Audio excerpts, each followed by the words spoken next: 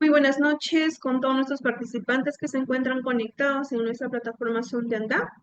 Les damos nuestra más cordial bienvenida a todos que se encuentran en esta plataforma. Vamos a esperar unos minutos a fin que se pueda conectar nuestra ponente y desarrollar el tema sobre intervención profesional con familias en situación de vulnerabilidad y violencia de género.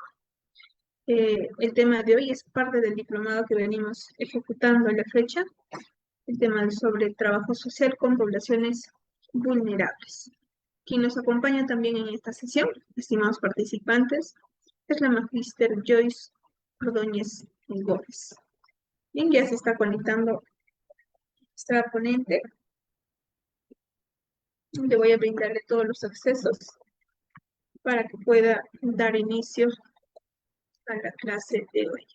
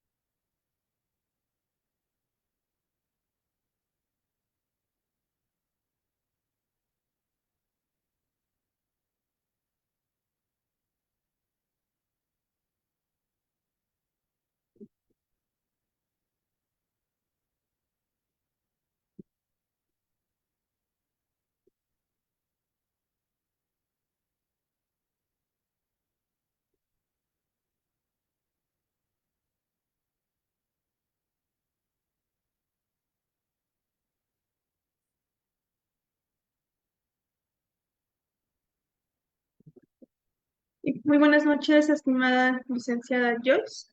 ¿Me logra escuchar?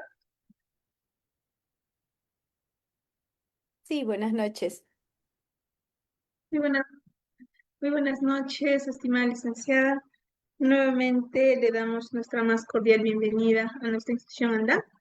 Ya realicé la presentación. Tiene usted eh, la sesión para dar inicio a la clase de hoy, estimada licenciada.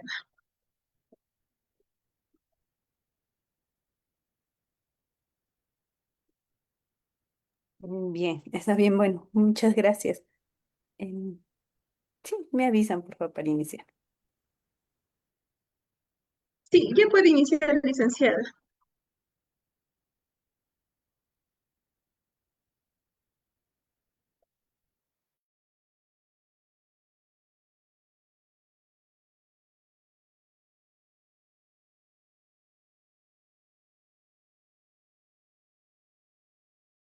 Listo. Mm, ¿Sí se puede observar? Sí, sí se hizo.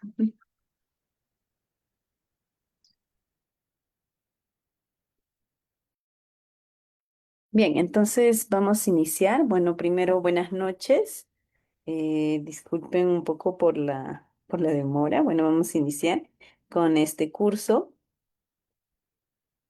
Sobre violencia de género. Vamos a trabajar en diferentes aspectos muy importantes, cada uno muy ligado al otro y conocer también por qué es que hablamos de estas temáticas, porque es que necesitamos actualizarnos también frecuentemente de estos temas, porque se han vuelto como una prioridad en muchas agendas de instituciones, de políticas y sobre todo también a nivel nacional.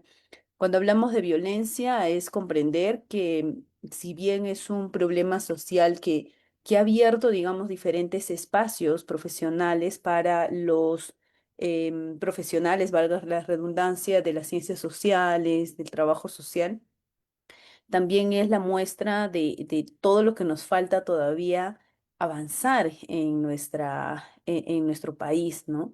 Y todavía cuando salen diferentes acciones, ¿no? Ya sea de incidencia, sean de activismo, muchas personas todavía se horrorizan creyendo que es una exageración, cuando en realidad las cifras y la intervención profesional que tenemos nos demuestran que en realidad no es exageración, que lastimosamente la violencia sigue siendo uno de los problemas sociales más grandes que atraviesa nuestro país, pero que también a la vez es uno de los problemas que se ha puesto, que por el hecho de haberse puesto en la agenda nacional, también tiene diferentes estrategias para poder abarcar, ¿no? Para poder trabajar, y es en estos espacios donde justamente como profesionales de las ciencias sociales nos vamos involucrando a través de la intervención.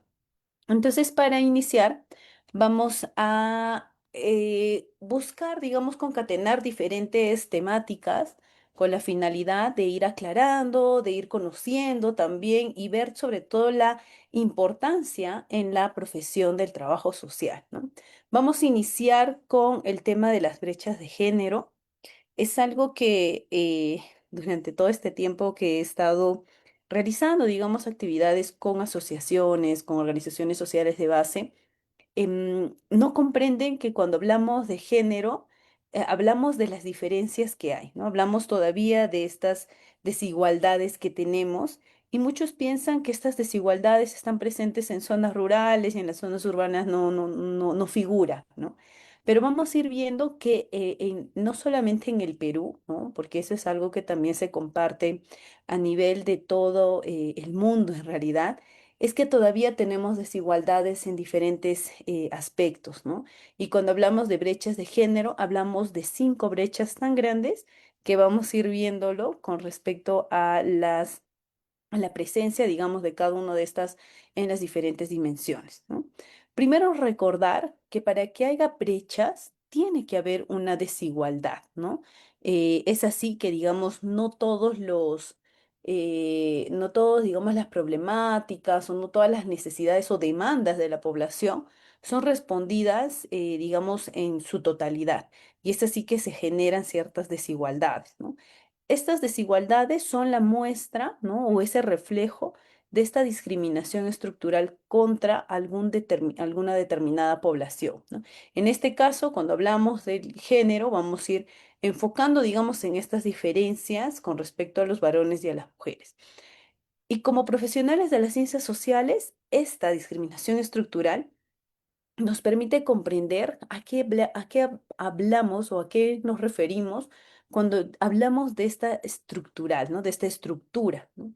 Y tiene que ver con una mirada, digamos, más profunda a nivel cultural, a nivel social, ya que muchas normas y culturas, ¿no?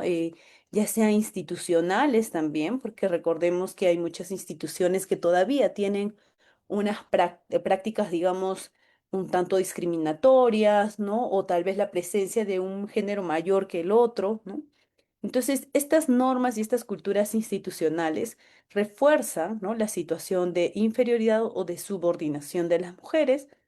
También vemos la asignación desigual, ¿no? Desigual de los roles, asignando, digamos, roles más reproductivos a las mujeres y roles más productivos a los hombres, ¿no? Que lo vamos a ir viendo también cuando hablemos un poco de los conceptos de género, ¿no? Y algo importante que tiene que ver con los patrones socioculturales, ¿no? Que van a privilegiar, digamos, a un género por encima de otro.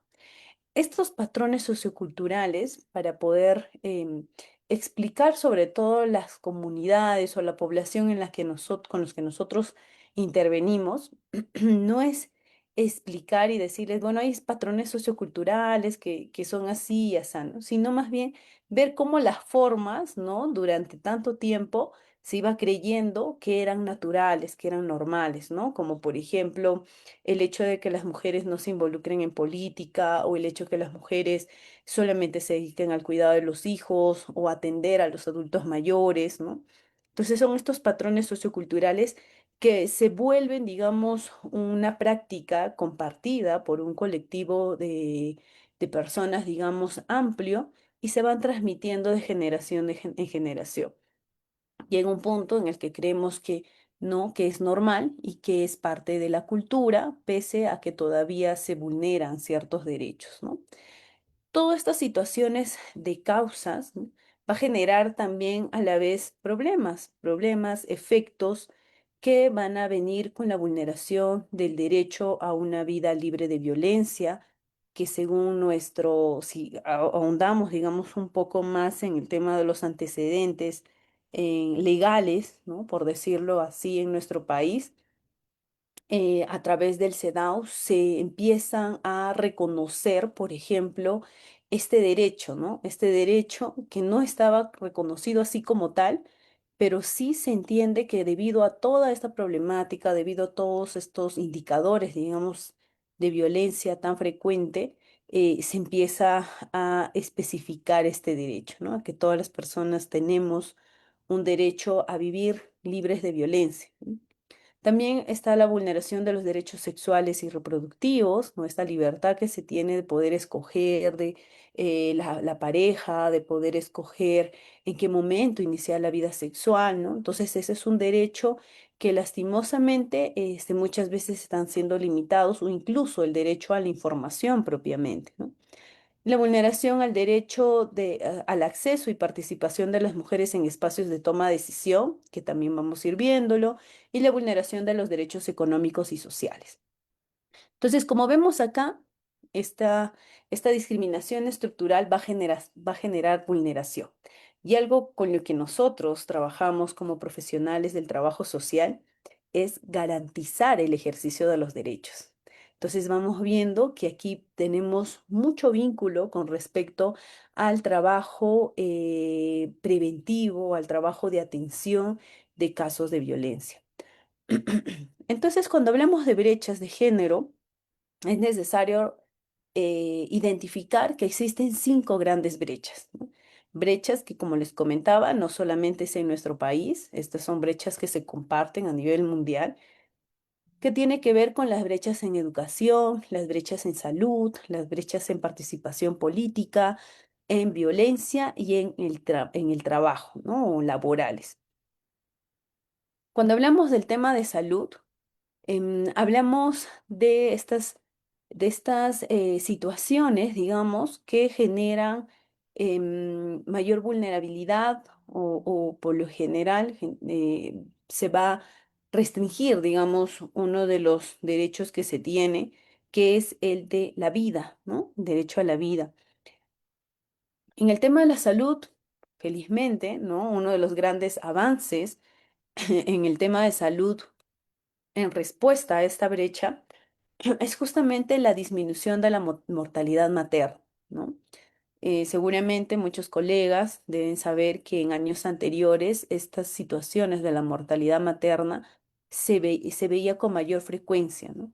Ahora vamos viendo que son pocos casos, que son más identificados y muchas veces son por complicaciones un tanto más extremas, ¿no? Un poco más complejas. Sin embargo, todavía tenemos la presencia de algunos casos de mortalidad materna por situaciones de acceso a la salud o por lejanía también a los establecimientos de salud, ¿no? Y todo esto está bueno, todo esto está relacionado a la falta médica, a la pobreza, y esta cifra va a reflejar carencias en el acceso de la población a los servicios de salud y a una atención calificada del parto, ¿no? En la atención de emergencias obstétricas y hasta en el control prenatal y del puerperio, ¿no? También hay algo muy preocupante que seguramente ahora va a entrar con mayor presencia en la agenda pública de las políticas, es que es el embarazo adolescente, ¿no? El embarazo adolescente muy limitado con respecto a la información, ¿no? Muchas veces estas situaciones de embarazo están condicionados a qué tanta información les podemos dar, no con respecto a los métodos, ¿no? Sino también con respecto a cuidarse, ¿no? Al respecto de saber que no se puede iniciar, digamos, una vida sexual solo por presión social, ¿no? Entonces son diferentes causas, diferentes, digamos, factores que podemos analizar ahí, pero lo cierto es que tenemos grandes tasas de embarazo en adolescentes, ¿no? Y es más, si hablamos de las edades, ¿no? Tenemos mucha presencia de niñas de 15 a 19 años que ya son madres o que se encuentran embarazadas por primera vez, ¿no? el porcentaje es más preocupante cuando hablamos de zonas, ¿no? En las zonas rurales y en las zonas de las regiones de la selva se ve un mayor incremento a diferencia de las zonas más urbanas, ¿no? La otra brecha que vamos viendo es el acceso a la educación, ¿no? La cobertura en educación en mujeres en realidad es alta. Hemos ido disminuyendo, digamos, estas brechas tan altas que se tenían con la presencia de las niñas o de las mujeres en el nivel educativo, ¿no? Ahora vemos una tasa alta en cuanto a la educación inicial y primaria, pero esta situación va cambiando cuando hablamos del nivel secundario, ¿no? La tasa de asistencia de adolescentes entre 12 a 16 años es menor que el de varones y la edad con respecto a los grados educativos también suelen no corresponder, ¿no? Es decir, hay niñas que están en primero de secundaria con 15 años, ¿no? Entonces vamos viendo que esta diferencia perjudica a las niñas porque recordemos que la base de la educación secundaria es este paso, digamos, que se va a tener para una posterior educación superior, ¿no? Esta situación se agrava más aún todavía en las zonas rurales, ¿no? Donde vemos justamente que existen muchos patrones, digamos, socioculturales que en muchas ocasiones pues limitan el acceso de las mujeres al sistema educativo, ¿no? A nivel de estudios superiores, también vamos viendo que las mujeres conforman actualmente el 50% de la población estudiantil universitaria, ¿no? La mayoría de ellas, pero en carreras de salud y de humanidades, ¿no? Todavía hay una brecha ahí que se tiene que ir rompiendo, ya que todavía se cree que las mujeres pues son las más idóneas en ciertas carreras, digamos, de cuidado, de atención, ¿no? Em, lo otro también que vamos viendo en el tema educativo es la presencia de las mujeres en la docencia, en la investigación, ¿no? O en los puestos de gobierno universitario, ¿no? Ya que tenemos muy pocas rectoras, ¿no? Investigadoras registradas en los directorios nacionales de investigación, ¿no? O, por ejemplo, mujeres miembros titulares de la Academia Nacional de la Ciencia, ¿no? Entonces, vamos viendo que todavía hay algunas brechas que es necesario identificar, porque si queremos romper estas brechas, si queremos avanzar en base a estas brechas, es necesario conocerlas, ¿no? Es necesario conocerlas para saber cuál es la mejor forma de poder o cuál es nuestro mejor plan de intervención con respecto a estas brechas, ¿no? También tenemos la brecha laboral, ¿no? Que tiene que ver con la falta de autonomía económica, que implica la ausencia de recursos propios, ¿no? Hay algo que aquí, claro que sí, Erika, hay algo que aquí es necesario identificar y seguramente lo hemos escuchado en muchas investigaciones, que es el rostro femenino de la pobreza, ¿no? Muchas veces lo que se hace es que la mujer, al ser, digamos, es parte, digamos, de una familia más monoparental que asume, digamos, ciertas responsabilidades, una sobrecarga familiar mayor, ¿no?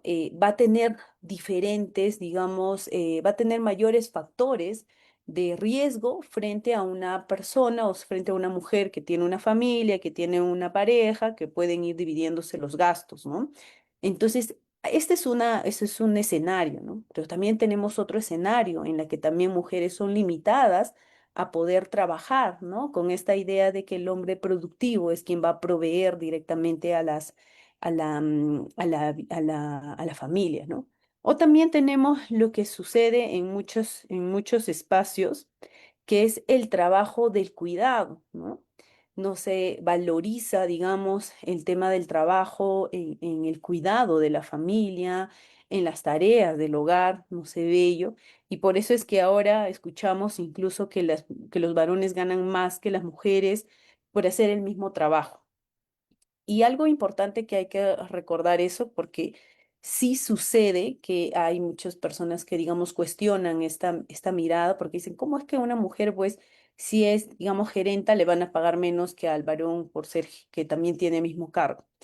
Y este indicador de esta brecha no se mide solamente comparando, ¿no? Este tema de los ingresos, sino también de las condiciones, ¿no?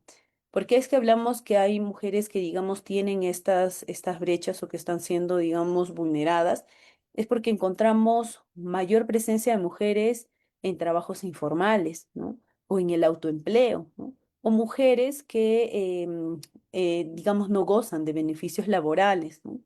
Y esto es algo entendible porque recordemos que muchas de las mujeres que tienen hijos no pueden dejar a sus hijos para irse a trabajar, ¿no? En un trabajo formal donde le piden que no lleve al niño.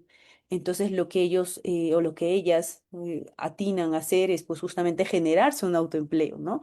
Y eso es algo informal que justamente no va a generar, digamos, beneficios laborales. Y es necesario recordar eso porque muchas de las mujeres viven del día a día, viven del trabajo diario, ¿no? La otra mirada de estas brechas laborales es el trabajo de cuidado, ¿no? Es decir, cuántas horas las mujeres destinan al día para hacer las labores de la casa, ¿no? A diferencia de los varones, ¿no? Entonces, vamos viendo ahí que este trabajo de asumir, digamos, más responsabilidad por parte de un género frente a otro, entonces también genera cierta desigualdad, ¿no? Esta, un nuevo enfoque, digamos, que le damos y que seguramente ustedes también cuando hagamos alguna intervención bajo un enfoque de género es apuntar a la corresponsabilidad, ¿no? Una corresponsabilidad que no solamente tiene que depender de la pareja, sino también de los integrantes de la familia, ¿no? De cómo los hijos, ya sean adolescentes, puedan involucrarse también en el cuidado, puedan involucrarse también en la limpieza, ¿no? En el cuidado de la casa, ¿no? Entonces es por eso que es necesario verlo, porque cuando nosotros intervenimos, tenemos que saber frente a qué estamos realizando nuestra intervención. Y finalmente la otra brecha, que es la brecha política, ¿no? Que seguramente ya lo hemos escuchado muy frecuentemente, que es esta participación de las mujeres, ¿no? En la que se asocia principalmente en momentos electorales, ¿no? Hemos tenido una especie de retroceso en cuanto a las leyes, ¿no? Recordemos que habían leyes de la cuota de género o la ley de la alternancia y la paridad, que de cierta forma, más que generar, digamos, desigualdad en la política, porque muchos, digamos, argumentos un poco más contradictorios, mencionamos que en la política tenía que hablarse de la meritocracia y todo ello. Pero cuando hablamos de política y de mujeres, recordemos que por mucho tiempo las mujeres han sido excluidas de este espacio político y lo que se necesita es justamente una política que ayude a equiparar esta situación, ¿no? Que ayude justamente a tener presente a más mujeres en un espacio de tomas de decisiones, porque somos nosotras, o bueno, son las mujeres quienes pueden hacer las leyes con esta mirada, digamos, diferente, ¿no? A que lo puedan hacer tal vez los varones con respecto a algunas acciones o con algunas políticas que creemos importante, ¿no? Entonces, hay ahí un cambio total en el tema político. No vemos ahorita todavía esta regla de la paridad, de la alternancia. Es algo que ojalá se pueda retomar para poder tratar de igualar también o para tratar de equiparar, digamos, el piso, ¿no? El piso electoral en este caso, ¿no? De la presencia de las mujeres en estos espacios de toma de decisiones. Entonces, redondeando a esta idea, recordemos estas cinco grandes brechas y como bien lo dijo por ahí una colega, ¿no? De a pocos vamos avanzando, ¿no? Vamos viendo que hay cambios em, y que vamos a ir generando seguramente nuevas generaciones que van a ir cambiando, que van a ir modificando, digamos, ciertos patrones, pero ahí entramos nosotros, ¿no? Como profesionales de las ciencias sociales que vamos a buscar cambios positivos en la sociedad. Y para buscarlos tenemos que saber sobre qué vamos a ir trabajando, ¿no? Entonces, esto es para poder conocer un poco sobre las brechas de género, para poder aterrizar a lo que es la violencia, ¿no? Cuando hablamos de violencia, podemos hablar en realidad de muchos aspectos conceptuales, de muchos autores, digamos, que pueden ir definiendo la violencia desde una mirada diferente, instituciones internacionales que dan conceptos sobre la violencia desde una perspectiva, digamos, distinta, Pero lo cierto está en que en nuestro país tenemos una ley, que es la Ley 3036-4, la Ley para prevenir, sancionar y erradicar la violencia contra las mujeres y los integrantes del grupo familiar. Si bien podemos hablar de conceptos utilizados, digamos, de diferentes fuentes, es importante considerar los conceptos que se manejan en esta ley, porque recuerden que nuestra intervención también tiene que estar enfocada a un marco legal que tenemos en nuestro país. En este caso es la ley 3036-4. Entonces, cuando nosotros intervenimos en casos de violencia, es necesario conocer. ¿Qué nos dice esta ley? Nos menciona que primero su objeto como tal es prevenir, erradicar y sancionar toda forma de violencia que se produce no solo en el ámbito privado, sino también en el ámbito público. Estos tipos de violencia se realizan o se generan contra las mujeres por su condición de tal. Por eso es que hablamos de esta violencia basada en género, que ahora lo vamos a ver un poco con respecto al tema de conceptos, ¿no? Pero también esta ley no solamente defiende o protege a las mujeres, sino también a todos los integrantes del grupo familiar. Es decir, si un hombre es violentado, también se atiende con esta ley. Si un niño, un adolescente, un adulto mayor es violentado, también se aplica esta ley, ¿no? En especial, incluso esta ley toma de especial consideración a las poblaciones que se encuentran en mayor vulnerabilidad frente a otras, ya sea por su edad o sea por su situación física. Ejemplo, los niños y niñas y adolescentes que se encuentran en mayor vulnerabilidad por su edad o las personas con discapacidad que están en mayor vulnerabilidad por su situación física, ¿no? También están acá las personas adultas mayores y otros integrantes. Aquí también se establece mecanismos, medidas y políticas integrales de prevención, atención y protección de las víctimas, así como la reparación del daño causado. Dispone la persecución, la sanción y la reeducación de los agresores sentenciados con el fin de garantizar a las mujeres y al grupo familiar una vida libre de violencia, asegurando el ejercicio pleno de sus derechos. Esta ley no solamente previene, sino también sanciona. Entonces, muchos de los casos, digamos, que se atienden judicialmente o legalmente, de los casos de violencia, se basan a la ley, ¿no? La ley te dice cuánto es la pena, cuánto es, si es que es, digamos, un tipo de violencia asociado a otro tipo, ¿no? Entonces, todo esto está destinado en esta ley. ¿Qué es lo que tenemos que saber en esta ley, de esta ley como profesionales del trabajo social? Son los enfoques, ¿no? Estos enfoques nos permiten mirar, digamos, la realidad de una manera diferente, ¿no? Es decir, miramos una situación de violencia desde otra mirada, desde una mirada en la que nos permitimos comprender de mayor o de forma más integral, más amplia, una determinada situación, ¿no? Y a esto es que nos vamos basando cuando hablamos de este enfoque de la atención en casos de violencia. El primer enfoque que usamos, no solamente en casos de violencia, creo que este enfoque como profesionales del trabajo social lo usamos en todas las dimensiones que podamos, ¿no? En todos los espacios laborales, porque nuestro trabajo fundamental, nuestra naturaleza, es justamente garantizar que las personas puedan gozar y ejercer sus derechos. El enfoque de derechos humanos en el tema de violencia es fundamental porque se basa en el respeto a la dignidad de toda persona, quien por solo su condición de ser titular de derechos es el centro de diversas esferas de acción del Estado, ¿no?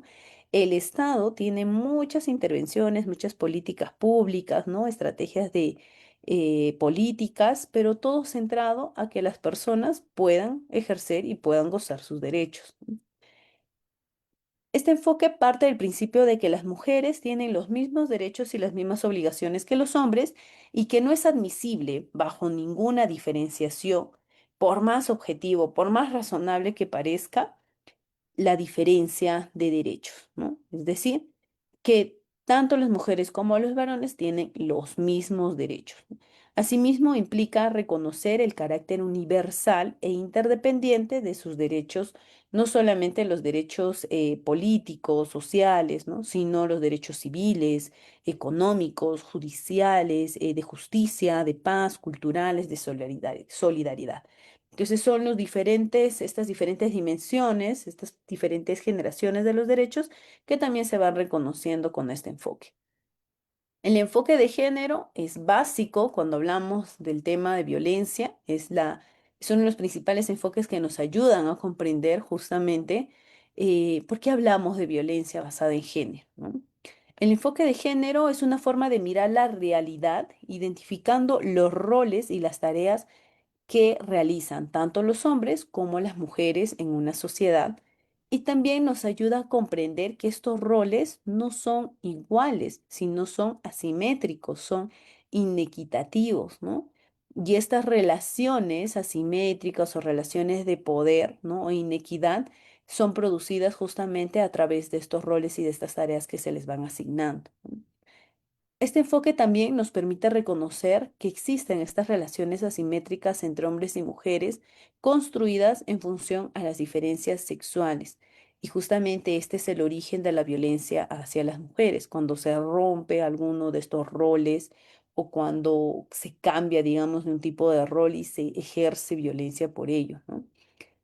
Algo que es importante también mencionar es que cuando hablamos del enfoque de género, no solamente nos permite ver cómo funciona el hecho de violencia y los hechos de violencia, sino también nos permite generar estrategias de intervención que estén orientadas a lograr cierta igualdad de oportunidades entre hombres y mujeres, ¿no? Por ejemplo, en el aspecto educativo. Si yo estoy a cargo de un aula educativa, entonces yo veo que tal vez los varoncitos, ¿no? O los niños son los que más participan. Yo bajo mi enfoque de género voy a generar o voy a buscar que esta situación cambie o a lo menos se iguale, ¿no? Entonces daré la oportunidad y diré, ya vamos a participar esta vez un varón y una mujer, ¿no? Para que se pueda lograr, digamos, cierta igualdad. Es una estrategia que podemos diseñarlo de acuerdo a este enfoque que vamos teniendo, ¿no? También tenemos el enfoque de integralidad, que es comprender que las personas y los seres humanos tenemos un carácter biopsicosocial que es mucho más complejo que lo que podemos imaginar. Por eso es que nuestro trabajo es bastante agotador, por decirlo así también, porque trabajamos con humanos, trabajamos con personas, no trabajamos con una máquina a la que nosotros programamos y listo, ¿no? Sino son personas que tienen diferentes perspectivas, diferentes necesidades, ¿no? Y no podemos separar, digamos, sus necesidades psicológicas con biológicas y sociales, ¿no? Entonces, es comprender el enfoque de la integralidad también implica que así como la violencia es multicausal, es decir, la violencia es generada por factores personales, familiares, comunitarios y hasta estructurales, entonces necesitamos también toda una red de diferentes disciplinas, de diferentes profesionales con los que podamos actuar de una manera integral, ¿no? Por ahí es que muchos los equipos interdisciplinarios están conformados por especialistas de cada área, ¿no? Un especialista en psicología, un especialista en legal, digamos, un abogado, una abogada, algún médico de salud, ¿no? Y bueno, en la parte social, ¿no? Entonces vamos viendo que el enfoque de integralidad justamente amerita este trabajo interdisciplinario.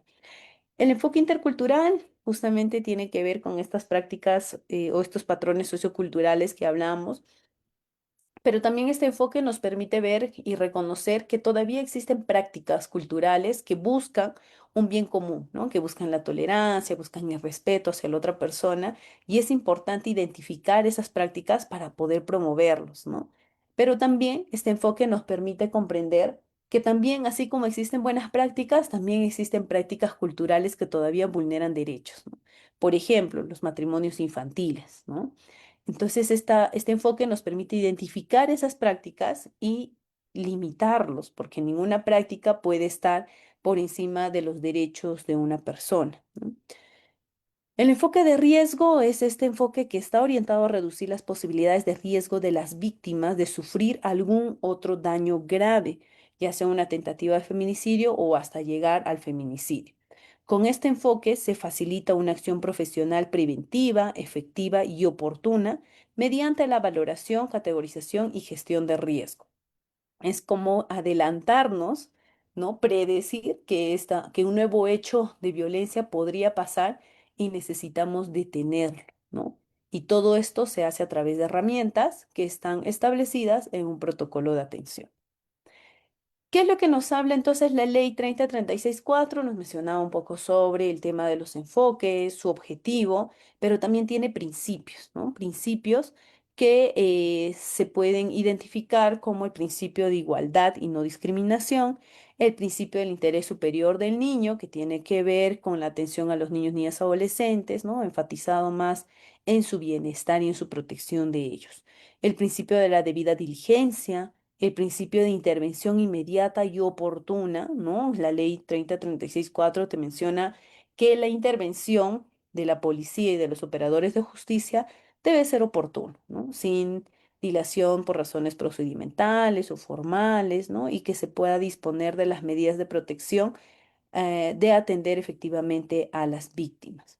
Y el principio de sencillez y oralidad, y esto es algo que siempre suelo resaltarlo en trabajo con las comunidades o con las asociaciones, es que todos los procesos de violencia contra las mujeres o los integrantes del grupo familiar se desarrollan considerando el mínimo de formalismo, ¿no? Es decir, si una víctima de violencia va, los operadores de justicia y la policía tienen la obligación de tener un lenguaje más sencillo, un lenguaje amigable, un espacio donde la víctima se sienta segura de poder contar, ¿no? No es lo mismo que una presunta víctima vaya a la comisaría y cuente la historia delante de todo un salón de un montón de policías a que vaya y solo cuente a un solo oficial, ¿no? Entonces por eso es que hablamos de de este principio de sencillez y oralidad.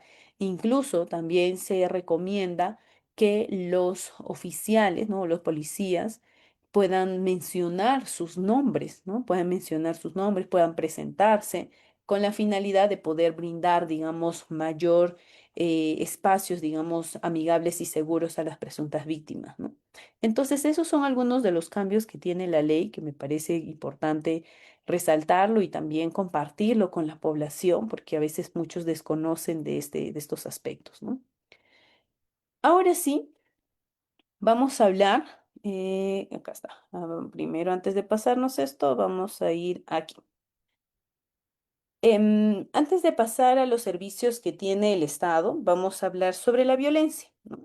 La violencia en esta ley 3036-4 define a la violencia contra las mujeres como cualquier acción o conducta que cause muerte, que cause daño o que cause sufrimiento físico, sexual y psicológico.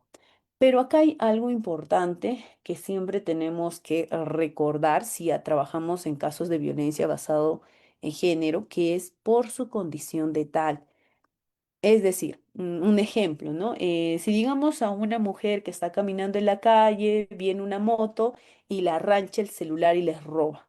¿Podremos trabajar con esta ley 3036-4?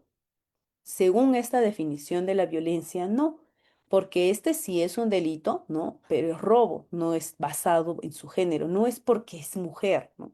Pero si digamos, en una familia, ¿no? El esposo es quien provee en la casa, pero la esposa decide trabajar, decide que en la casa no alcanza el dinero y que ella también quiere trabajar.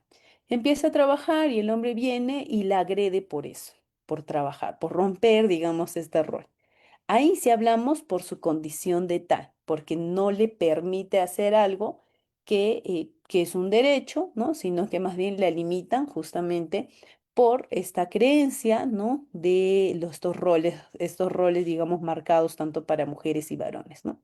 Entonces, cuando hablamos de este tipo de violencias por su condición de tal, nos referimos a todo este conjunto de roles, de tareas, de acciones, digamos, que se asignan a las mujeres como a los varones, ¿no?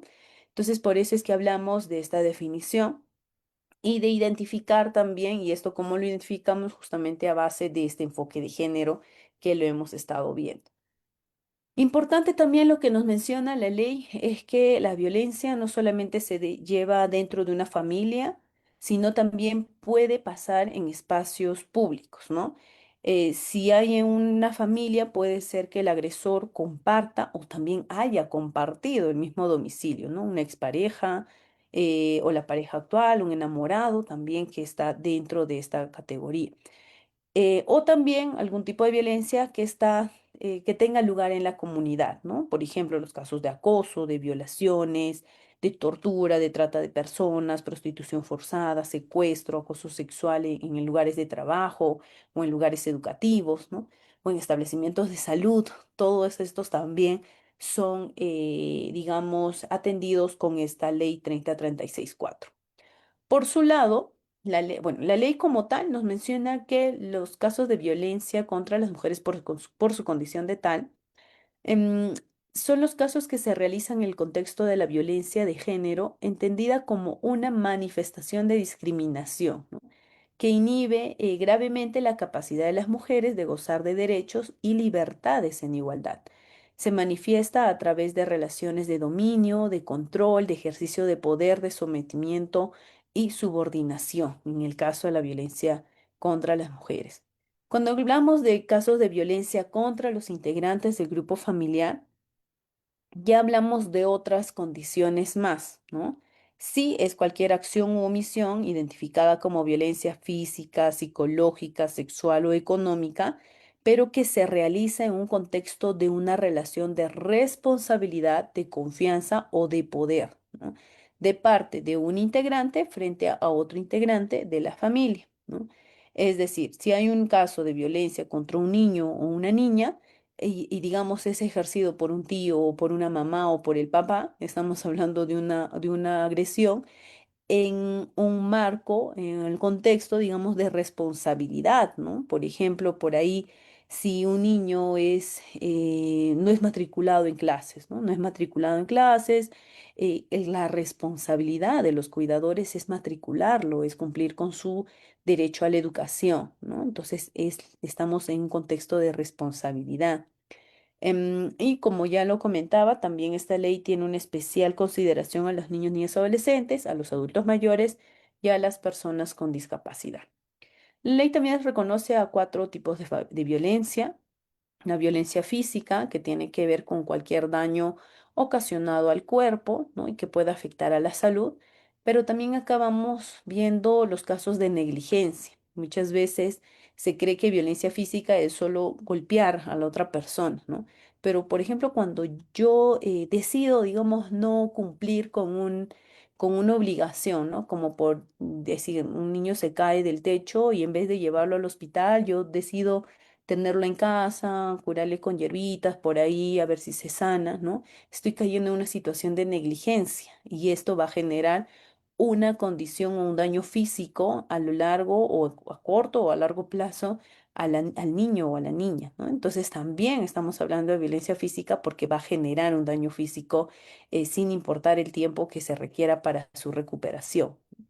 En el caso de la violencia psicológica, hablamos del control, del aislamiento, pero también en casos de niños y niñas hablamos de muchos casos de abandono, ¿no? Abandono moral, un abandono psicológico en el que a los niños los dejan, bueno, les damos comida, pero no les damos afectos, no les damos importancia, ¿no? Entonces vamos viendo que hay una violencia psicológica.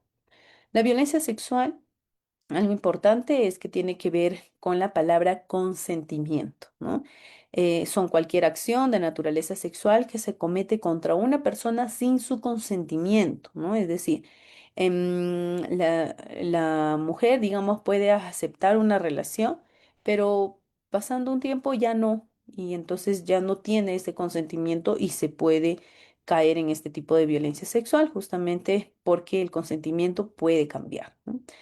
También puede ser bajo coacción, ¿no? Y recordemos también que en el caso de los niños y niñas también tenemos las leyes, ¿no? Que nos menciona que los menores de 14 años no tienen este proceso, digamos, o este consentimiento manifestado, ¿no? O sea, cualquier caso de abuso sexual de un adulto hacia un niño es violencia sexual, ¿no? También algo importante en caso de violencia sexual es que no tiene que ver solamente con contacto físico, ¿no? Podemos encontrar también casos como exposición a material pornográfico, ¿no? Que son, digamos, tipos de violencia sexual que no necesita o no necesariamente hay, digamos, un contacto físico, ¿no? Y la violencia económico-patrimonial, que tiene que ver con esta acción u omisión que se dirige a ocasionar un menoscabo en los recursos económicos o patrimoniales de cualquier persona. Limitar al trabajo, condicionar, digamos, eh, los bienes, ¿no? O los materiales de trabajo, ¿no? Es decir, eh, yo trabajo con mi laptop y por ahí mi pareja no quiere que yo trabaje, entonces se lleva mi laptop, ¿no? Me priva de mi herramienta de trabajo, ¿no? Entonces son tipos también de violencia o no abastecer o no proveer adecuadamente también a la casa, también es un tipo de violencia económica. Ahora sí, ya conociendo entonces lo que nos menciona la ley sobre los tipos de violencia, los enfoques de intervención y los principios, vamos a hablar un poco de los programas que nacen a raíz de esta ley, ¿no? Todos seguramente hemos escuchado de este programa nacional Guarmiñán, ex Aurora, ¿no? Este programa Guarmiñán, muchos pensamos que su único servicio son los centros de emergencia mujer. Y en realidad el programa Guarmiñán tiene diferentes servicios, ¿no? Tenemos el SAU, que es el Servicio de Atención de Urgencias, los hogares de refugio temporal, tenemos la línea 100, el chat 100, los centros de atención integral que trabajan con los agresores sentenciados, y la estrategia rural también. Y también tenemos uno de los servicios bandera, digamos, de este programa Guarmiñán, uno de los más conocidos y también uno de los más, en donde trabajamos también como profesionales del trabajo social con más frecuencia también, ¿no? Que son los centros de emergencia mujer. ¿Por qué hablamos de los centros de emergencia mujer? Porque aquí vamos a aterrizar un poco también en las rutas de intervención, ¿no? Los SEM son servicios públicos especializados y gratuitos de atención y de prevención de la violencia familiar y sexual. En ellos se brinda información legal, orientación social, defensa judicial y apoyo psicológico. También se realizan acciones preventivas, promocionales con la población a fin de evitar que la violencia se siga extendiendo y afecte a más personas. Existen dos tipos de SEM, los SEM regulares, que son gestionados con convenios con municipalidades o gobiernos regionales, que operan de lunes a viernes de 8 a 4 y 15. Pero también están los SEM en comisarías, que son, digamos, creados en convenio con la Policía Nacional del Perú y el Ministerio del Interior, ¿no? Que atienden las 24 horas del día, los 7 días de la semana. Características de este servicio, como ya lo mencionábamos, son servicios especializados. Eso quiere decir que todos los profesionales que trabajan en los centros de emergencia mujer conocen de esta ley, conocen del protocolo, ¿no? Conocen de los enfoques de intervención, ¿no? Son interdisciplinarios, gratuitos, que se utilizan, ¿no? Para contribuir en la protección, en la recuperación y el acceso a la justicia. También realizan acciones de prevención de la violencia, promoción de una cultura democrática, ¿no? Aquí también se tiene una atención que se realiza conforme al perfil de las víctimas, ya que ninguna víctima es igual a otra, así que cada atención va a ser personalizada, ¿no? Las características del servicio también pueden variar, sí es cierto, pueden variar de acuerdo a los recursos humanos, de acuerdo a los materiales que se tengan, la infraestructura, pero lo que no va a variar es la intervención, ¿no? El objeto de la intervención, los principios, el enfoque y las acciones van a ser igual a nivel nacional. ¿Por qué? Porque tenemos este protocolo de atención de los centros de emergencia mujer, que también tiene toda una historia previa, ¿no? Incluso se tenía un protocolo o una guía de atención en el marco de una ley anterior, que era la 26.26.0, si no me equivoco, esta ley para prevenir casos de violencia o para atender casos de violencia familiar. Cuando se deroga esta ley y nace la ley 3036-4 en el 2015, entonces se pide que muchos de los procesos de violencia se enmarquen a esta ley, ¿no? De hecho, esta ley desde el 2015 hasta la actualidad ha tenido muchos cambios, ha tenido muchas reformas, ¿no? Y también por eso es que mucho de este protocolo, digamos, esta guía anterior, se volvió un protocolo en el marco de esta ley, ¿no? Este protocolo de atención se actualiza en el 2021, posterior a la pandemia, ¿no? Y va a tomar de referencia la ley 30364 y su reglamento también. Igual en las diapositivas, ¿no? Porque ahora no vamos a ahondar en cada procedimiento de este protocolo, porque nos llevaría en realidad casi 2 horas solamente en eso, pero sí les voy a dejar aquí justamente el enlace donde está el protocolo completo, por si quieren ahondar o para que puedan revisar cada una de estas etapas de atención, digamos, que están establecidos en este protocolo. ¿Qué es lo que tenemos que saber de este protocolo de atención? Es que tiene el propósito de mejorar la calidad de los servicios y adecuarlos a la normatividad vigente. Asimismo, también su finalidad es establecer parámetros y estándares técnicos comunes para la actuación del personal del SEM a nivel nacional. Asimismo, es de aplicación y de cumplimiento obligatorio por parte de todo el personal que trabaja en este programa Warmiña. Es un documento técnico normativo que permite orientar metodológicamente a las y los profesionales que operan el servicio. Este protocolo también de aplicación es de obligatorio cumplimiento por parte del personal del SEM, quienes tienen conocimientos especializados en la temática de violencia contra las mujeres y los integrantes de grupo familiar. Este protocolo también plantea acciones que pueden ser realizadas indistintamente por todos los servicios y pueden ser acciones preferentes y exclusivas. Es decir, como se entiende que todo el personal que trabaja en los centros de emergencia mujer es personal especializado en la temática de la violencia, no debería haber acciones preferentes o exclusivas, ¿no? O mejor dicho, no debería haber acciones exclusivas, sino preferentes, ¿no? Ya que se entiende que todos los profesionales deben tener, digamos, las mismas herramientas y los mismos conocimientos con respecto a la atención en casos de violencia. Este es uno de los cambios que ha tenido este protocolo de atención, muy cuestionado en su momento, ¿no? Pero bueno, ahora tenemos este protocolo para intervenir, ¿no? Asimismo, este protocolo también busca dar una atención inmediata, idónea, oportuna, eficaz y de calidad a las personas usuarias, tratando en todo momento evitar la revictimización, ¿no? Complementando justamente información obtenida por los profesionales. Por eso es que se busca que esta atención ya sea más integral, es decir, que todos los profesionales que integran el SEM puedan atender los casos de violencia con la finalidad de evitar la revictimización. Asimismo, también este protocolo nos obliga, ¿no? A que nuestro enfoque sea centrado en la víctima, ¿no? Tiene que tener una respuesta célere y urgente en la intervención, implementando aquello que mejor favorece a la persona usuaria, ¿no? Algo importante porque muchos casos, digamos, de contradenuncias, por decirlo así, se ha escuchado y que se dice, pero todo le creen a ella, todo le creen a la que ha denunciado, y es que en realidad nuestro enfoque es justamente esto, enfoque centrado en la víctima, ¿no? Comprender, atenderla, ¿no? Evitar que caiga en una situación de riesgo mayor, ¿no? Entonces, por eso es que se trabaja con este enfoque, ¿no? Este es el flujograma del protocolo de atención de los centros de emergencia mujer, ¿no? Como ven, son varias etapas, cada uno se puede ir desarrollando, pero no lo vamos a hacer porque, como les comenté, lleva mucho tiempo. Sin embargo, les vamos a compartir este flujograma del protocolo de atención de los centros de emergencia mujer basado en este protocolo que ya les hice ver, ¿no? Existen dos niveles, el primer nivel de atención y el segundo nivel de atención.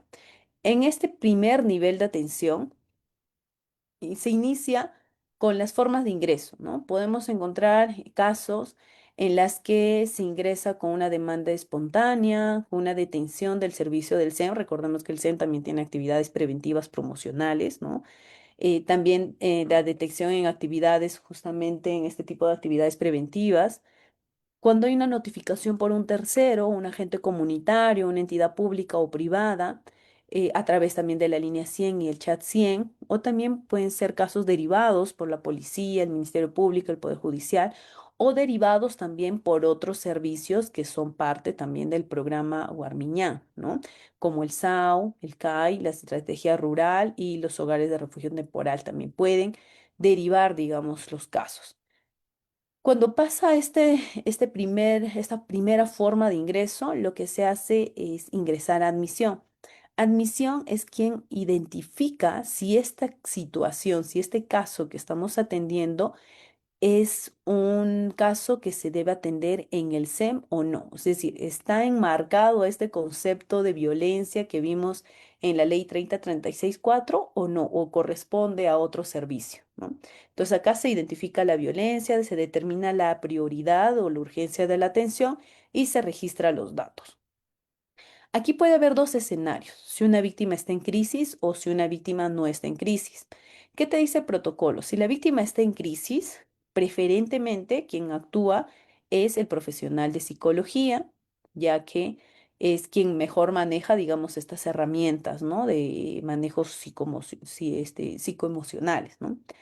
Em, y también te dice si por A o B, digamos, si no se encontrara el profesional de psicología, puede asumir otro profesional, ¿no? Que es parte de este equipo interdisciplinario, o puede derivarse a algún establecimiento de salud para poder dar esta contención, esta intervención en crisis, ¿no?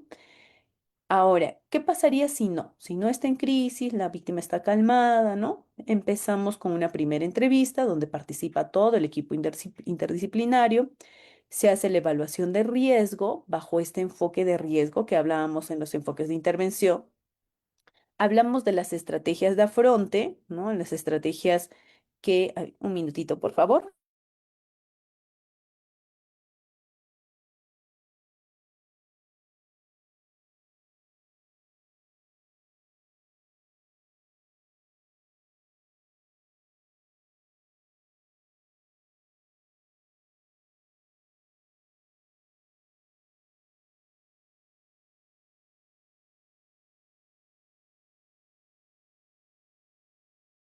Bien, gracias.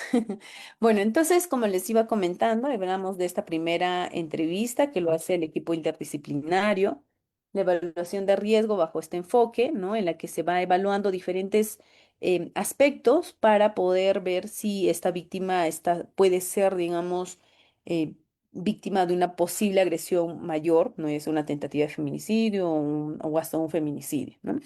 Las estrategias de afronte que tiene que ver con este plan de atención integral o este plan de seguridad, a quien podemos tener cerca, ¿no? Incluso el oficial puede brindar su número de celular para poder estar al tanto, ¿no? La evaluación de redes familiares y sociales, ¿no? En este plan de atención integral, en estos casos lo que se hace es asociarse a indicadores, ¿no? Indicadores a hechos de violencia, se realiza el llenado de la ficha de registro, la primera entrevista, la evaluación de riesgo y las estrategias de afronte. La evaluación de redes familiares y sociales, la orientación legal y defensa jurídica y la derivación a servicios complementarios según necesidad, ¿no? Si una víctima tiene, por ejemplo, a su cargo dependientes, ya sean niños y niñas, se le puede derivar de acuerdo a sus necesidades a algún servicio complementario, ¿no? Tal vez un servicio de cuidado diurno para que la madre pueda ir a trabajar, ¿no? Podemos ir viendo también estas formas, digamos, de gestión. Este es en el primer nivel de atención. También tenemos ya el segundo nivel de atención, donde se inicia con la evolución de riesgo, es decir, vemos si esta situación de violencia ha calmado, ha cambiado o no ha cambiado, ¿no? ¿Ha habido un incidente nuevo? Si ha habido un incidente nuevo, lo que se hace es emitir un informe, se comunica al juzgado y se replantea la estrategia de intervención, esta estrategia que estábamos viendo aquí. Si no ha sucedido un incidente nuevo, se vuelve a hacer o se empieza a trabajar la gestión social, que es derivarla o acceder a servicios públicos, digamos, de acuerdo a la necesidad de las víctimas. Se trabaja con las redes familiares y sociales, ¿no? En su fortalecimiento, la orientación sociolaboral, el informe social, el informe psicológico, el acompañamiento psicojurídico, la entrevista motivacional y el patrocinio legal.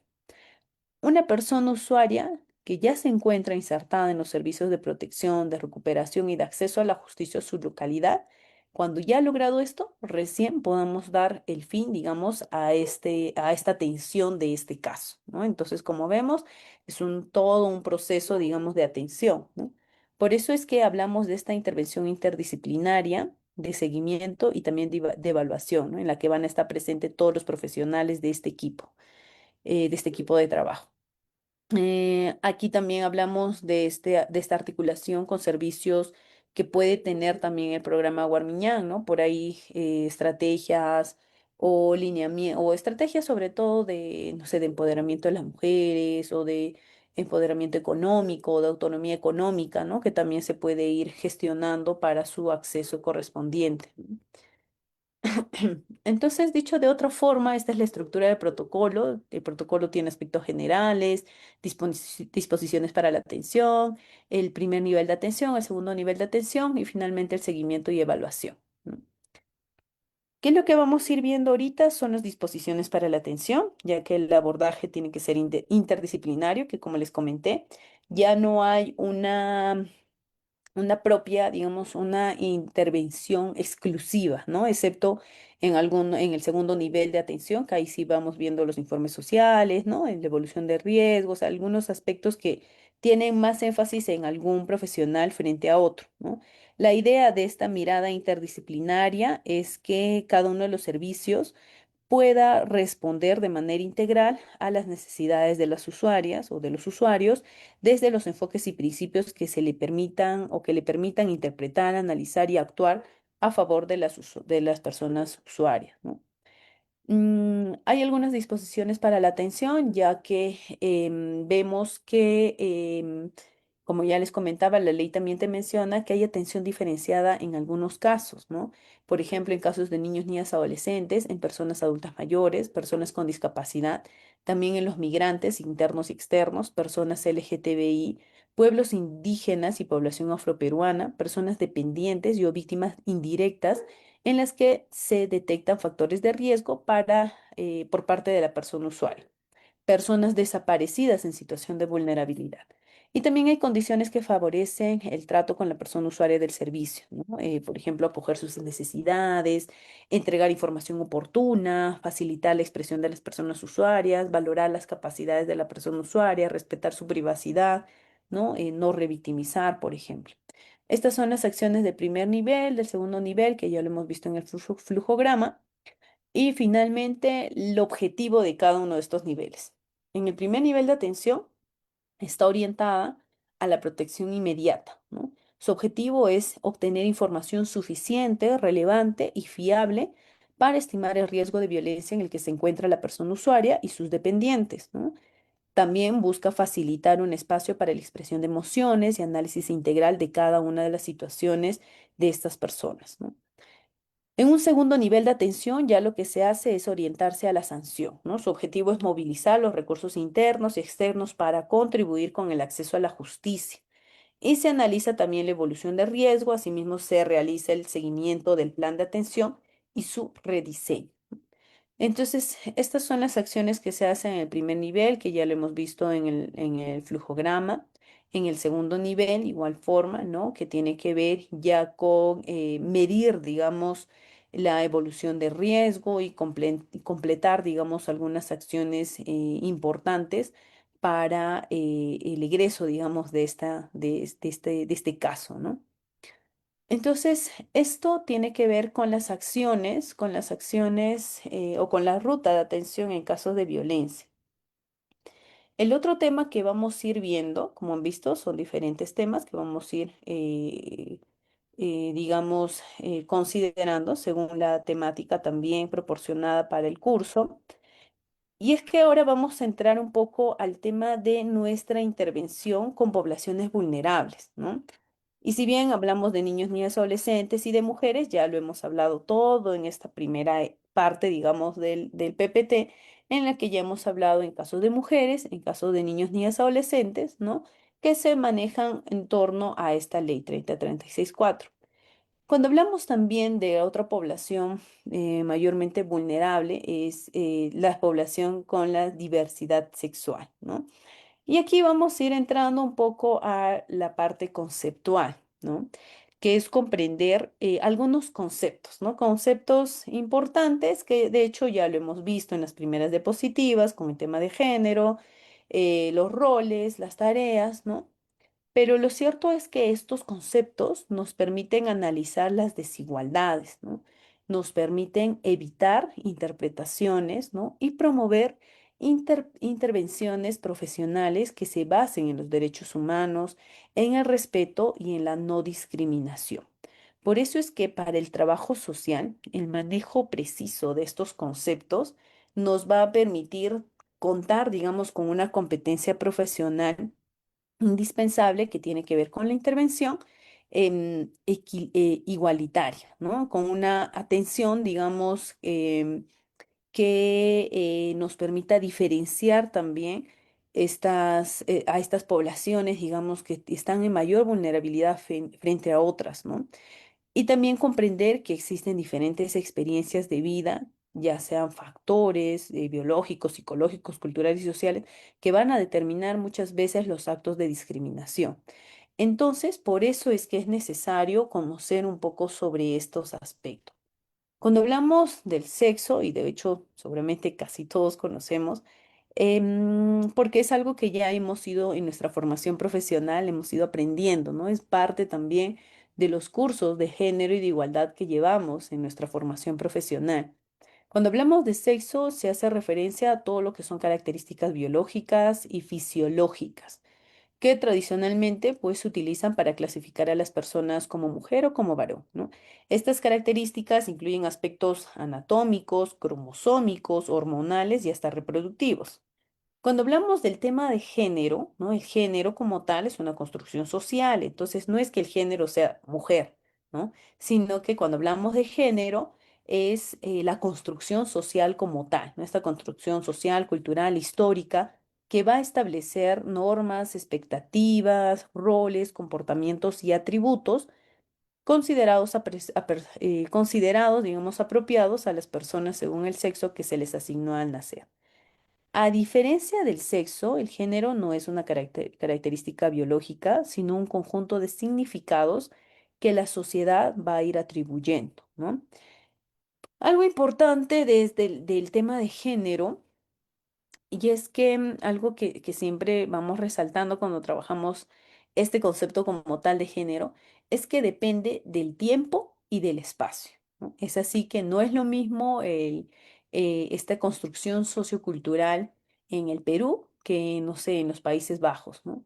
O que en Europa, ¿no? O que en Argentina, ¿no? Entonces cambia de acuerdo al espacio y también cambia de acuerdo al tiempo. Hace 20 años veíamos que las mujeres no podían acceder a ciertos espacios, ahora sí. O por ejemplo, hace 40, 50 años o hace poco, no sé, 20 años, los varones no podían acceder, por ejemplo, a espacios, no sé, de cuidado o de cocina, ¿no? Y ahora sí. Entonces, no es que no podían, sino que no se tenía esta aceptación sociocultural, ¿no? Entonces vamos viendo que el tema de género cambia de acuerdo al espacio y al tiempo. Cuando hablamos de perspectiva de género, por otro lado, hablamos de esta herramienta de análisis que nos permite comprender cómo estas diferencias socialmente construidas entre hombres y mujeres pueden producir desigualdades, ¿no? Desigualdades con respecto al acceso a los recursos, oportunidades y derechos. Y bueno, esta perspectiva también nos facilita a los profesionales del trabajo social identificar estas relaciones de poder, de prácticas discriminatorias y de barreras estructurales, ¿no? Con el fin de diseñar intervenciones orientadas a la equidad y a la inclusión, muy similar al enfoque de género que hablábamos en los enfoques de intervención. La identidad de género, por su lado, es esta manera, digamos, en que cada persona se percibe y se identifica, independientemente del sexo asignado al nacer, ¿no? Hay algunas características, ya que esta identidad de género ha sido muy cuestionada, ¿no? Seguramente nos hemos topado con muchas personas que han cuestionado estas situaciones o estas características. Y es que las características de la identidad de género es que es una experiencia subjetiva. Es algo que solo la persona puede sentir, ¿no? No es algo que yo sienta por la otra persona, ¿no? Sino es algo subjetivo y es algo propio. No depende de la apariencia física, no depende de la orientación sexual, forma parte de la autonomía personal y también merece reconocimiento y respeto. La importancia en el trabajo social es que reconocer esta identidad de género implica respetar el nombre y y los pronombres incluso de las personas, ¿no? Favorecer un trato digno y adaptar la intervención a las necesidades, evitando prácticas discriminatorias y promoviendo el acceso equitativo a los servicios. Este es un cuadro un poco em, resumido para poder diferenciar, digamos, algunos conceptos que de hecho van a quedar en estas diapositivas. Algo que también me han preguntado mucho, ¿y cuál es la diferencia con orientación sexual y la identidad de género? La orientación sexual tiene que ver mucho con la atracción emocional, afectiva y sexual que una persona experimenta frente a otra persona, ¿no? Esta atracción puede dirigirse hacia personas de un género diferente, del mismo género, de más de un género, o de algunos casos no manifestarse como atracción sexual, ¿no? Esta orientación sexual también no se limita al comportamiento sexual, sino que comprende una dimensión más amplia a la experiencia humana, es decir, a qué tanto siente afectividad emocional y sexual una persona hacia la otra. ¿M? Entonces, en términos prácticos y digamos resumidos, cuando hablamos de la diversidad sexual, es comprender el concepto amplio que reconoce la existencia de múltiples formas de vivir de la sexualidad humana, ¿no? Así como conocemos que hay múltiples necesidades, el comportamiento de las personas es tan compleja y tan diversa, que esta diversidad sexual también va a responder a esa diversidad de las personas, ¿no? Este concepto entonces parte del reconocimiento de que no existe una única forma legítima de experimentar esta sexualidad, sino una amplia diversidad de experiencias humanas que merecen igual respeto y protección, ¿no? La diversidad sexual constituye una expresión de la diversidad humana y se fundamenta en los principios de igualdad, dignidad y no discriminación. ¿Por qué hablamos en el trabajo social sobre esta diversidad sexual, ¿no? Porque recordemos que nuestra profesión está comprometida con la justicia social, los derechos humanos y la inclusión. Y esto requiere incorporar conceptos en la formación y en la práctica profesional. Comprender la orientación sexual, la diversidad sexual, nos va a permitir justamente desarrollar intervenciones respetuosas, reconocer situaciones de discriminación y sobre todo fortalecer el acceso equitativo a los recursos sociales. Esto implica, por ejemplo, acciones tan prácticas en nuestro día a día, en nuestra intervención profesional diaria, como el de usar un lenguaje inclusivo y respetuoso, evitar suposiciones sobre la orientación sexual, ¿no? Garantizar la confidencialidad y el consentimiento informado, identificar barreras institucionales que afecten a las personas con orientaciones sexuales diversas, promover espacios seguros y libres de discriminación e incorporar un enfoque interseccional en la evaluación y en la intervención social, ¿no? Algo que también me parece importante ya mencionarles, en realidad no lo vamos a ahondar mucho, es el tema de los enfoques que se pueden trabajar en los casos, en el trabajo, digamos, con la. Uy, se me borró el PPT. Ahí está. En el trabajo con las poblaciones, con las diversidades sexuales, ¿no?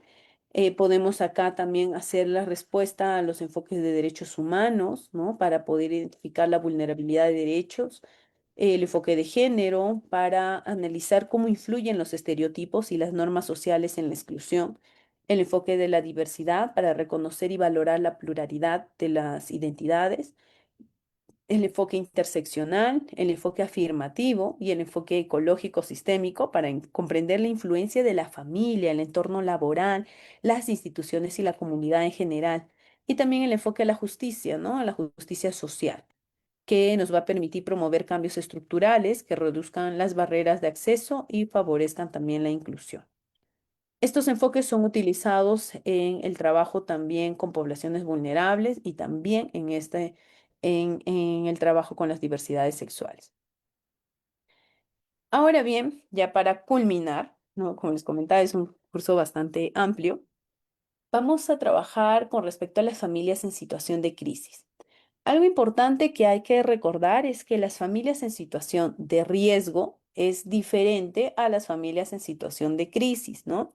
La crisis pueden ser momentáneas, pueden ser algo que podemos superar. En cambio, en una situación de riesgo, ya hablamos de familias que han entrado con varios, digamos, factores de riesgo y en las que van a necesitar una intervención profesional externa para lograr remover esos factores de riesgo como tal. Si hablamos de familias en riesgo, podríamos hablar también de familias en situación de desprotección. Esto está normado bajo el decreto legislativo 1297, que justamente diferencia estos dos tipos de familias, digamos, familias que están en situación de desprotección, es decir, que los factores de riesgo han sido tan fuertes que el niño tiene que ser retirado de esta familia para que esta familia pueda remover estos factores, ¿no? Y el niño provisionalmente va tal vez a un acogimiento familiar o a un acogimiento residencial. Esto es en un caso de familias en situación de desprotección o en niños en situación de desprotección. Pero también hay niños en situación de riesgo, es decir, las familias que están a punto de perder este cuidado parental, por decirlo, ¿no? Pero no es necesario retirar al niño de esta familia, sino que puede estar dentro de esta familia, pero vamos a tener todo un plan de trabajo para remover estos factores de riesgo y que se pueda superar, ¿no? Por ejemplo, en casos de violencia, ¿no? El caso de violencia, cuando hablamos de una situación de desprotección, estos casos de violencia son hechos más graves, ¿no? Hechos en los que están presentes tal vez una intención de hacer mayor daño al niño o a la niña, ¿no? O al adolescente.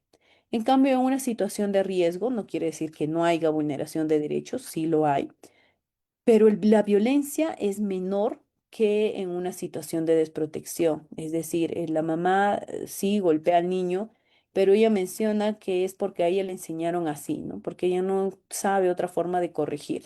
Pero si alguien enseñara, tal vez sí podría cambiar esta forma de educar. Entonces vamos viendo que hay intención de la familia de cambiar este patrón, ¿no? Entonces ahí hablamos de una situación de riesgo en la que el niño no es necesario que salga, pero sí es necesaria una intervención externa.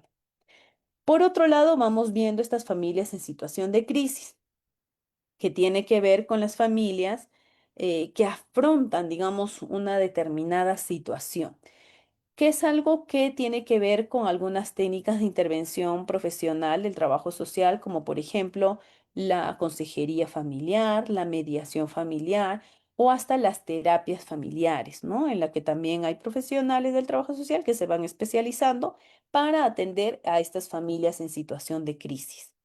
¿Qué podemos identificar o qué podemos diferenciar, ¿no? El término crisis se deriva del griego crisis, que tiene que ver decisión, juicio o punto de cambio, ¿no? En las ciencias sociales, una crisis se entiende como un periodo de desequilibrio. ¿Qué ocurre cuando una persona, familia o comunidad enfrenta una situación que supera temporalmente los recursos con los que habitualmente solía afrontarlas, ¿no? En el ámbito familiar, una crisis implica una interrupción del funcionamiento cotidiano del sistema, genera cambios en los roles, la comunicación, la organización y las relaciones entre sus integrantes. La crisis también no constituye necesariamente un evento negativo, ya que puede representar una oportunidad para el crecimiento, para la reorganización y el fortalecimiento familiar cuando existen recursos adecuados para afrontar. Entonces, ya considerando este concepto, la crisis, una crisis, no necesariamente siempre va a ser algo negativo, sino puede ser también una opción de cambio, una forma de cómo podemos generar nuevos recursos familiares para asumir o para superar una etapa o una situación de crisis, ¿no? Hay algunos elementos para una crisis familiar. Por ejemplo, hablamos de los acontecimientos desencadenantes, que es el hecho que altera el equilibrio familiar, ¿no? La percepción del evento, que es la interpretación que la familia realiza del acontecimiento. Cada miembro de la familia va a tener una interpretación diferente del hecho de este hecho, digamos, que ha desequilibrado a la familia, ¿no? Según sus propias percepciones, según su propio conocimiento, ¿no? O según el propio testimonio que escuche, ¿no? Los recursos disponibles son las capacidades personales, familiares y comunitarias para afrontar esta situación y el proceso de adaptación son las estrategias utilizadas para recuperar el equilibrio.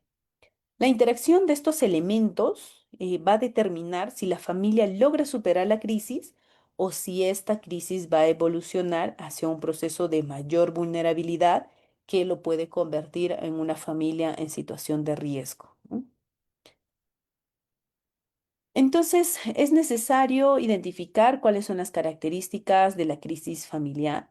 Primero, que toda crisis es temporal, ¿no? Tiene una duración limitada, no constituye un estado permanente, sino un proceso transitorio que puede resolverse mediante la organización del sistema familiar.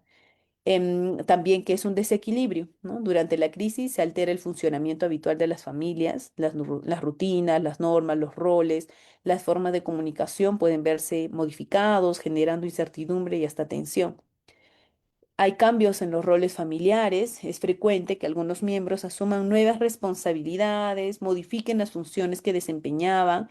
Ejemplo, ¿no? Un hijo puede convertirse en cuidador de un progenitor enfermo o un abuelo asumir responsabilidades parentales, ¿no? En una crisis, tal vez el abuelo asume, digamos, la paternidad o el cuidado principal del niño, ¿no? Son cambios en los roles familiares. Hay también una elevada carga emocional, ya que una crisis suele estar acompañada por emociones intensas como miedo, tristeza, ira, ansiedad, frustración o incertidumbre. Estas reacciones son respuestas esperables ante cambios de significado, digamos, no cambios significantes.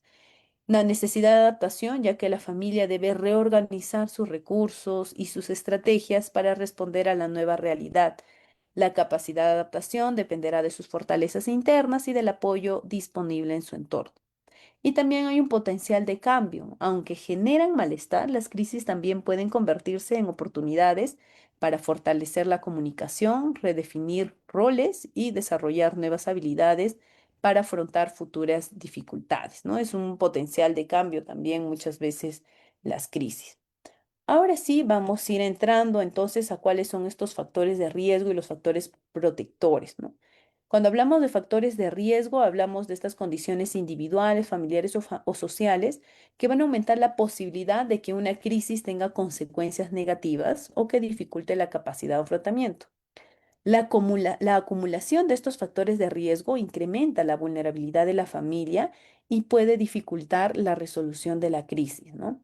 Por ejemplo, en factores individuales, una crisis puede ser ocasionada por problemas de salud mental, por consumos problemáticos de alcohol u otras sustancias, por enfermedades crónicas, por una baja autoestima, por las escasas habilidades para resolver conflictos, o en factores familiares, la violencia, la comunicación deficiente, conflictos permanentes, escasa cohesión familiar, la rigidez en los roles o la falta de apoyo emocional.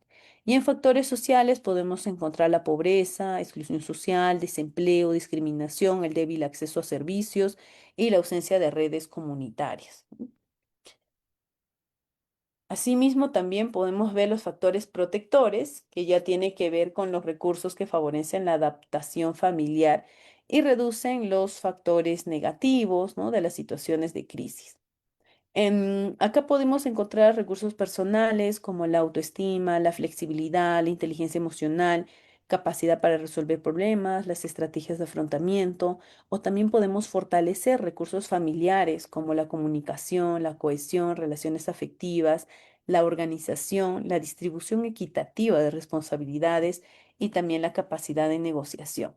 Y en cuanto a los recursos comunitarios, que tiene que ver con las gestiones que hacemos como profesionales, tiene que ver con las redes familiares de soporte, las redes vecinales, los servicios sociales que hay o los servicios públicos que podemos tener en una determinada zona, las instituciones educativas, los centros de salud u organizaciones comunitarias que también pueden dar cierto soporte a esta familia.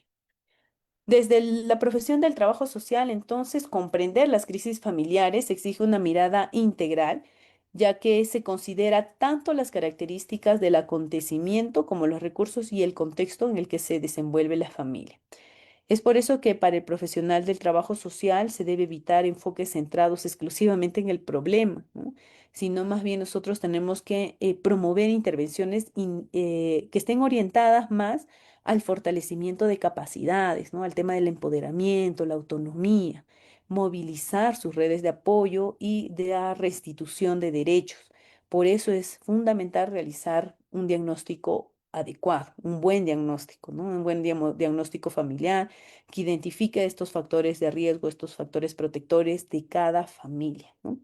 Finalmente, como ya lo mencionábamos, una crisis en la familia no solo representa momentos de desorganización, sino también oportunidades para favorecer procesos de adaptación, resiliencia y crecimiento familiar, ¿no? Esto va a permitirnos, digamos, seguir trabajando, seguir promoviendo la dignidad, la autonomía, el potencial que tienen las personas para lograr cambios significativos en sus vidas, y esto lo van a lograr solamente si conocen sus propios recursos, ¿no? Y justamente nosotros como profesionales tenemos ese deber, ese trabajo de identificar cuáles son estos factores de soporte, de protección, para poder fortalecerlos y así justamente lograr su empoderamiento. Bien, hemos llegado al final de este curso. Como les comentaba, es un tema bastante amplio. Sin embargo, hemos tratado de resumir, de enfatizar en algunos aspectos importantes y bueno, igual la información más completa, ahí están los links de acceso y también se les puede hacer llegar las diapositivas para que puedan también compartir o bueno, utilizarlo, ¿no? Para poder profundizar tal vez algunos aspectos que no quedaron muy claros, ¿no? Bueno, muchas gracias por la atención. Me quedo por ahí algunos minutitos más si desean. Igual ahí está el chat también donde pueden interactuar un poco. Y si no, bueno, conmigo será hasta una siguiente oportunidad, ¿no? Muy buenas noches. Muy buenas noches a usted, doctora, perdona, licenciada Joyce. Esperamos contar con su participación en siempre en nuestros eventos académicos. Gracias por esta impecable disertación. Esperamos pues que a nuestros participantes haya sido de gran utilidad esta sesión y la clase brindada. Muy buenas noches, licenciada. Buenas noches. Bien, estimados participantes, con ello hemos llegado a la parte final de esta sesión. Vamos a finalizar. Para el día de mañana estaremos habilitando en su aula virtual el- la clase de hoy, el vídeo y también los materiales que la licenciada ha utilizado en la disertación de la clase de hoy. Muy buenas noches. La siguiente semana estamos continuando con el desarrollo que sería el 11 de agosto. Muy buenas noches con todos.